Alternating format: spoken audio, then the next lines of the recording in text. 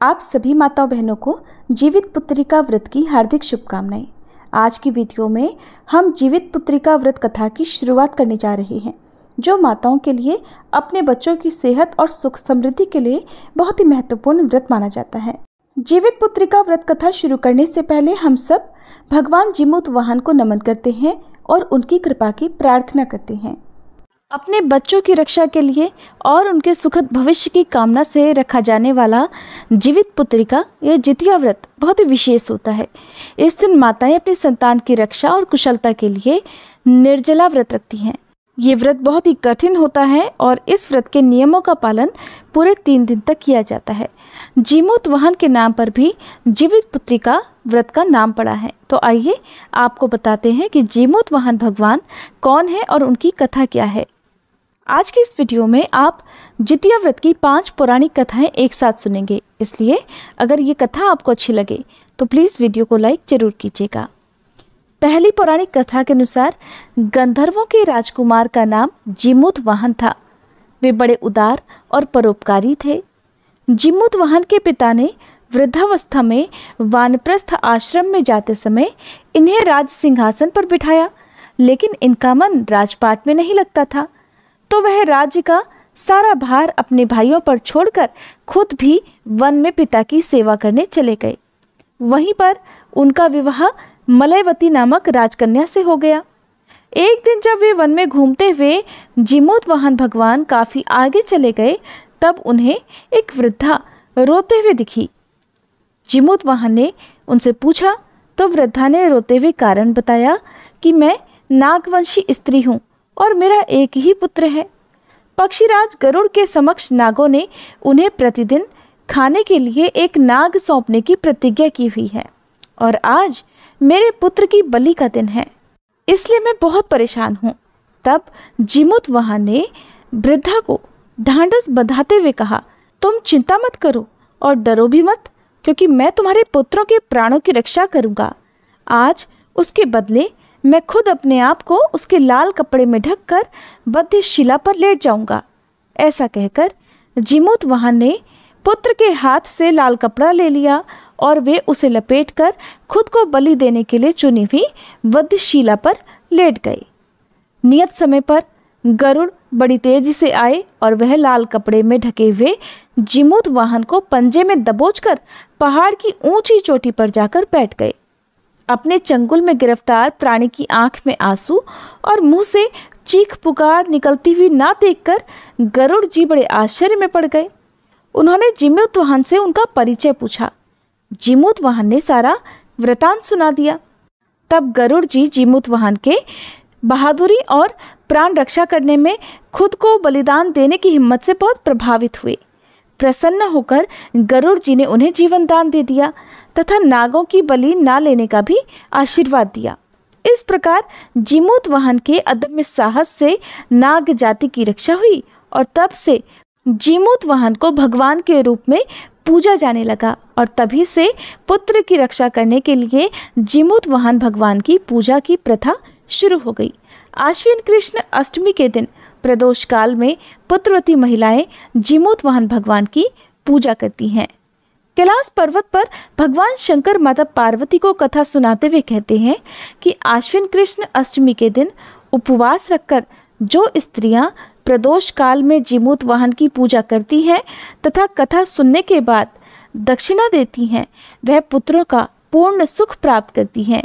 व्रत का पारण दूसरे दिन अष्टमी तिथि की समाप्ति के बाद यानी 9वीं तिथि में किया जाता है। ये व्रत अपने नाम के अनुरूप ही फल देने वाला है। अब सुनिए जितिया व्रत की दूसरी कथा। नर्मदा नदी के पास एक कंचनबटी नाम का नगर था।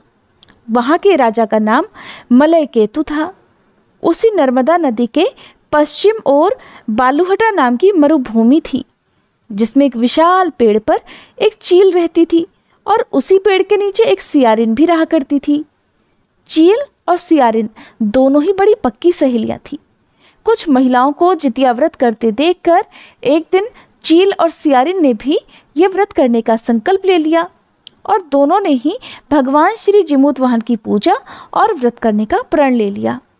जिस दिन दोनों को व्रत रखना था, ठीक उसी दिन शहर के एक बड़े व्यापारी की मृत्यु हो गई और उनका दाह संस्कार वही मरुस्थल पर हुआ जहां पर वो चील और सियारिन रहती थी। मुर्दे को देखकर सियारिन को भूख लगने लगी और वह खुद को रोक नहीं पाई, जिसके कारण उसका जितिया का व्रत टूट गया। लेकिन उधर चील ने खुद पर संयम रखा और पूरी श्रद्धा और नियम से अपना व्रत पूरा किया और अगले दिन व्रत का पारण भी किया। फिर उसके बाद अगले जन्म में दोनों सहेलियों ने पुत्री के रूप में एक ब्राह्मण परिवार में जन्म लिया। उनके पिता का नाम भास्कर था। चील बड़ी बहन और सियारिन छोटी बहन बनी। बड़ी बहन का नाम शीलावती रखा गया और उसका विवाह बुद्धिसेन के साथ हो गया। छोटी बहन का नाम कपूरावती रखा गया और उसका विवाह उसी शहर के राजा मलय केतु से हो गया। और छोटी बहन कपूरावती इस प्रकार कंचनवटी नगर की रानी बन गई। अब भगवान जीमूतवाहन के आशीर्वाद से बड़ी बहन शीलावती को 7 पुत्र हुए, लेकिन इधर कपूरावती के बच्चे जन्म लेते ही मर जाते थे। कुछ सालों के बाद शीलावती के 7 पुत्र बड़े हो गए और राजा के दरबार में कामकाज करने लगे।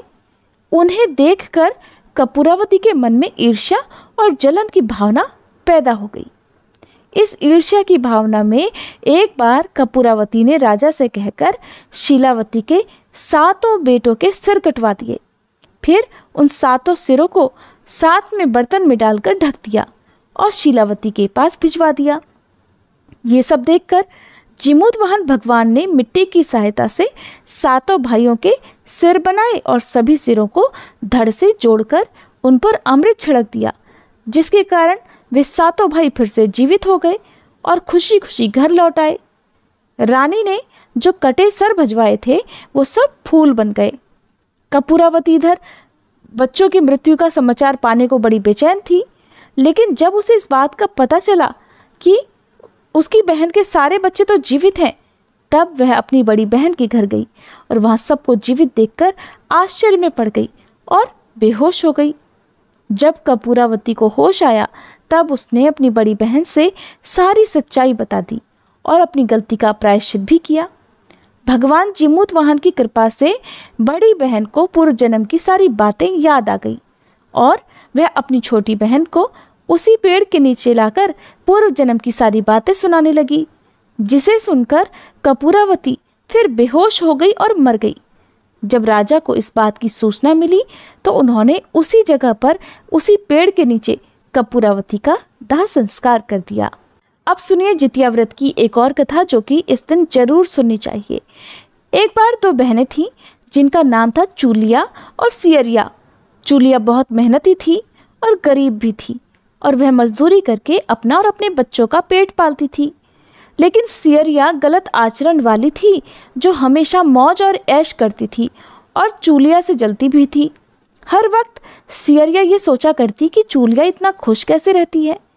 चूलिया की हंसी खुशी सियरिया से सहन नहीं हो पाती थी, जिसके कारण सियरिया चूलिया के संतानों को सताने का कई बार प्रयास कर चुकी थी और कई बार उसके बच्चों को खत्म करने की कोशिश भी कर चुकी थी।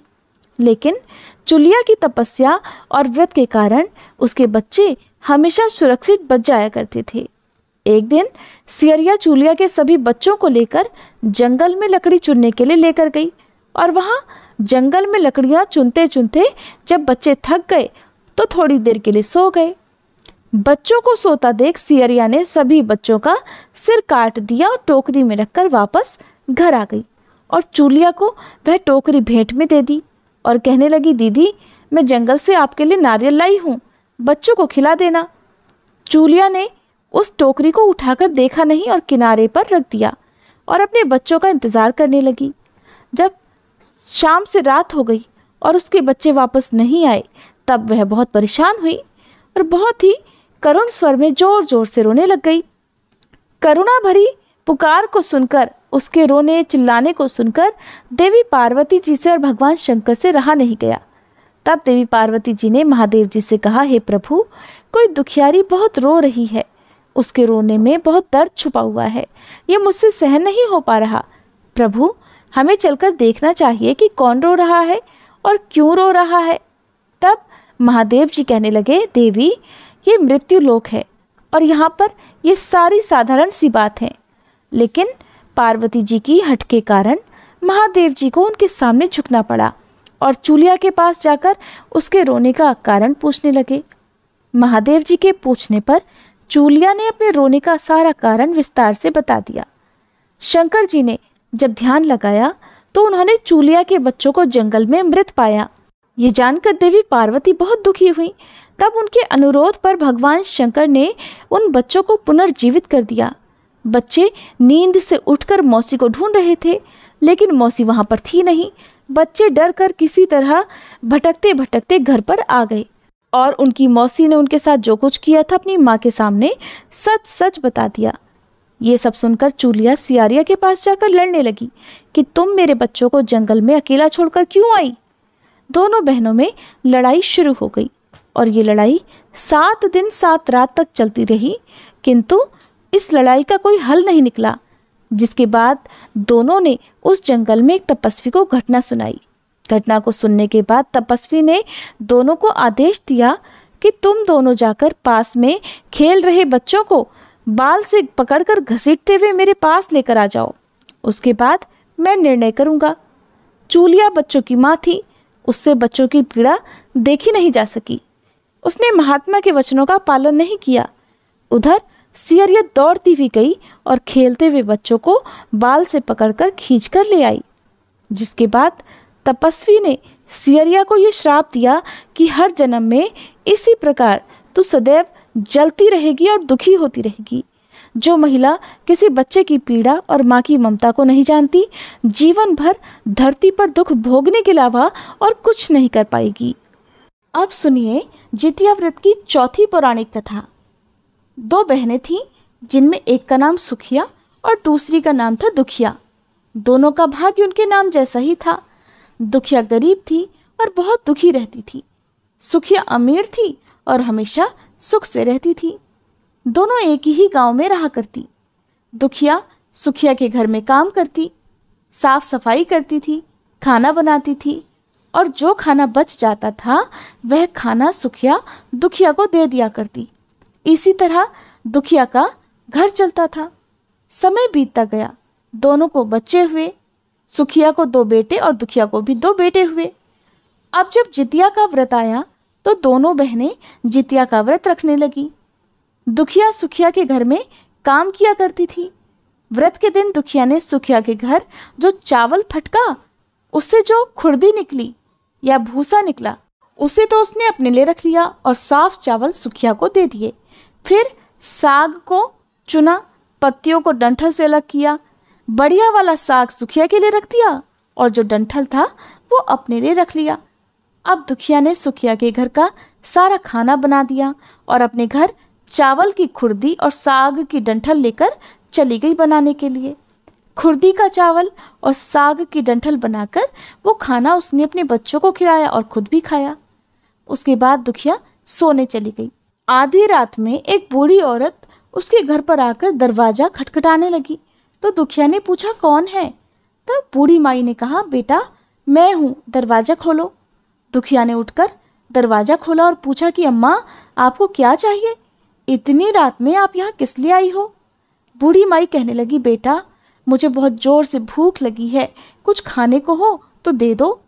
दुखिया उसे घर के अंदर ले गई और कहने लगी माँ जी हम लोग बहुत गरीब हैं, आज मैंने खुर्दी का चावल और साग का डंठल बनाया है, क्या आप खाएंगी। तो बूढ़ी माई कहने लगी हाँ हाँ क्यों नहीं खाएंगे, मुझे तो बहुत जोर से भूख लगी है, मैं वही खा लूंगी। तब दुखिया घर के अंदर गई और खुर्दी का चावल और डंठल का साग लाकर बूढ़ी माई को खाने के लिए दे दिया। बूढ़ी माई ने खाना खाने के बाद कहा कि मुझे अच्छे से कुछ दिखाई नहीं देता, बेटी इतनी रात के अंधेरे में मैं अपने घर भला कैसे जाऊंगी। तो दुखिया कहने लगी माँ जी कोई बात नहीं, आप आज रात यहीं पर सो जाइए, सुबह अपने घर चली जाना। तो बूढ़ी माई दुखिया के घर में ही सो गई। फिर थोड़ी देर बाद उठकर बूढ़ी माई बोली बेटा मुझे पैखाना जाना है, कहाँ जाऊँ।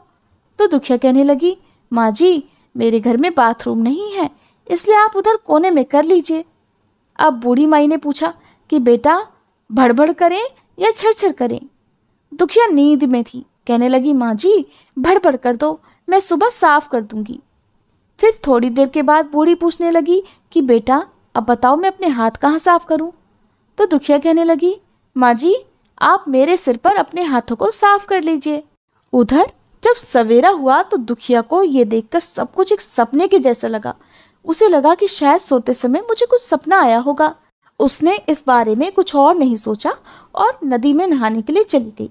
जब वो नदी में नहाने लगी और अपने बाल धोने लगी तो उसके बालों से होते हुए जो पानी बहने लगा वो पानी सोने का बन गया। आसपास की सारी महिलाएं ये देखकर हैरान हो गई और कहने लगी, अरे तुम्हारे बालों से तो सोने का पानी गिर रहा है, क्या बात है? फिर तो दुखिया को रात की सारी बात याद आ गई। वो दौड़कर अपने घर की ओर भाग कर गई, ये सोचकर कि उसका घर तो बूढ़ी माई के पैखाने से गंदा हुआ होगा, पहले तो उसे साफ करना होगा। जब वो अपने घर में गई तो देखा कि घर के हर कोने में ढेर सारा सोना बिखरा पड़ा हुआ है। ये सब देखकर दुखिया बहुत खुश हो गई और सोचने लगी कि जीतमान बाबा अर्थात जीमूत वाहन भगवान की ही ये कृपा है। ये सब जो माता का रूप धारण करके मेरे घर आए और मुझे इतना आशीर्वाद देकर गए। इस तरह दुखिया अमीर हो गई और अब उसने सुखिया के घर जाकर काम करना भी बंद कर दिया। इधर दुखिया जब अपना व्रत पूरा करती है तो अपने पुत्र से कहने लगी कि जाओ मौसी के घर से तराजू लेकर आओ, ये नापने के लिए कि सोना कितना है। बच्चा बहुत खुशी से सुखिया मौसी के घर गया और तराजू मांगने लगा। तो सुखिया ने पूछा, तराजू पर तुम्हें क्या तोलना है? बच्चा बोला, मौसी मेरे घर में बहुत ढेर सारा सोना है, उसी को माँ तोलेंगी। सुखिया कहने लगी, हाँ खाने के लिए तो तुम्हारे पास कुछ भी नहीं है और सोना नापोगे, झूठ बोलते हो। तो बच्चा कहने लगा, नहीं नहीं मौसी मैं झूठ नहीं बोल रहा।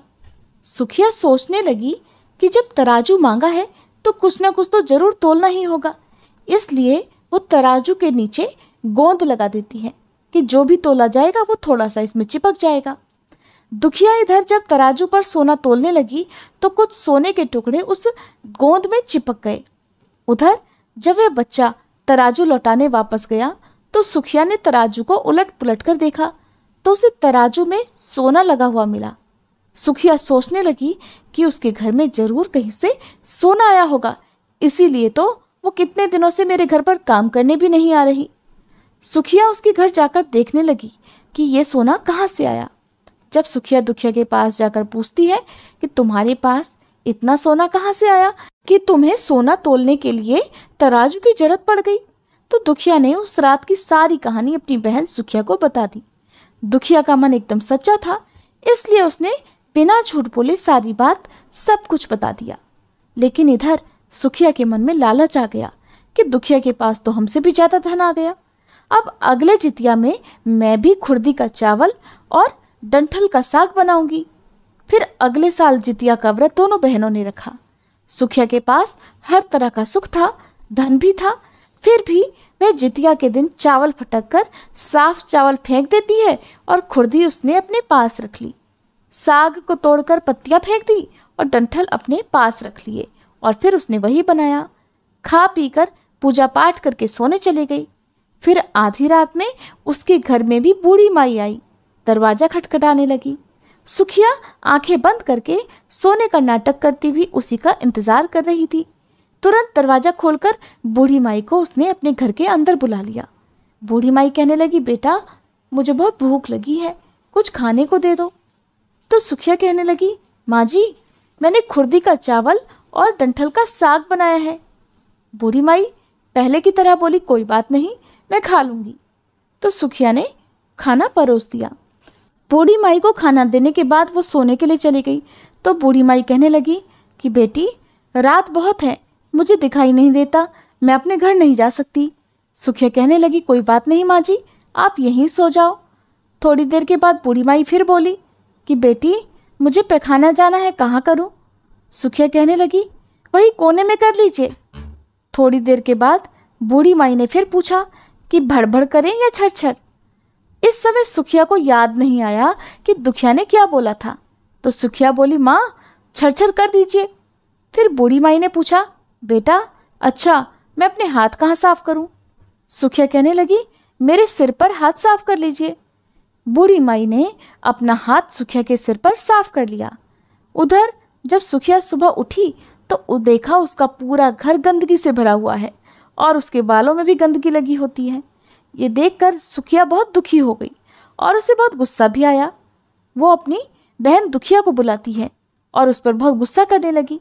कहने लगी, तुमने मुझसे झूठ बोला और मेरा पूरा घर गंदा करवा दिया। तो दुखिया पूछने लगी कि बताओ तुमने क्या कहा था, भड़भड़ या छरछर? तो सुखिया बोली, मैंने तो छरछर करने के लिए कहा था। तो दुखिया कहने लगी, यहीं पर तो तुमने गलती कर दी। तुम्हारे पास तो सब कुछ था, किसी चीज की कमी नहीं थी, फिर भी तुमने लालच किया। देखो मेरे पास तो उस समय कुछ भी नहीं था, तुम्हारे पास तो सब कुछ था और तुम्हारे घर पर भी जिमूत वाहन भगवान भेष बदल कर आए, लेकिन फिर भी तुमने उन्हें अच्छा खाना नहीं परोसा। मेरे पास तो उस समय कुछ भी नहीं था, इसीलिए मैंने उन्हें खुर्दी का चावल और डंठल का साग परोसा था। तुमने अपने घर आए हुए भगवान का अपमान किया, सब कुछ होते हुए भी तुमने उन्हें साग और भात खिलाया। तुम्हारे पास सब कुछ होते हुए भी तुम्हें लालच नहीं करना चाहिए था, इसलिए तुम्हारे साथ बहुत बुरा हुआ। अब सुनिए जितिया व्रत की 5वीं कथा। महाभारत के युद्ध में जब अश्वत्थामा अपने पिता की मृत्यु से बहुत दुखी था और अपने पिता की मृत्यु का बदला लेना चाहता था, तो जिसके कारण वह पांडवों के शिविर में घुस गया। शिविर में उस समय 5 लोग सो रहे थे, जिसके कारण अश्वत्थामा ने उन्हें पांडव समझकर मार दिया। ये माना गया कि सभी पुत्र द्रौपदी के 5 पुत्र थे, न कि 5 पांडव। जिसके बाद अर्जुन ने अश्वत्थामा को बंदी बना लिया और उनकी दिव्य मणि भी छीन ली, जिसके कारण अश्वत्थामा ने क्रोध में आकर अभिमन्यु की पत्नी के गर्भ में पल रहे शिशु को भी ब्रह्मास्त्र के जरिए मार डाला। तब भगवान श्री कृष्ण ने अपने सभी पुण्यों का फल उत्तरा की अजन्मी संतान को देकर उसके गर्भ में पल रहे बच्चे को पुनर्जीवित कर दिया। भगवान कृष्ण की कृपा से जीवित होने वाले इस बच्चे को जीवित पुत्री का नाम दिया गया। इसके बाद से संतान की लंबी उम्र के लिए हर साल जीवित पुत्री का व्रत रखा जाने लगा। मान्यता है कि जो भी महिला अपनी संतान की लंबी उम्र के लिए इस व्रत को रखती है, उसकी संतान को कभी भी दुख नहीं उठाना पड़ता और उनके घर में सुख समृद्धि भी बनी रहती है। जो भी महिला आज के दिन इस व्रत की कथा को सुनती है, उसे कभी भी अपनी संतान से वियोग का सामना नहीं करना पड़ता। ये थी जीवित पुत्रिका व्रत की 5 पौराणिक कथाएं। उम्मीद है ये कथाएं आपको अच्छी लगी होंगी।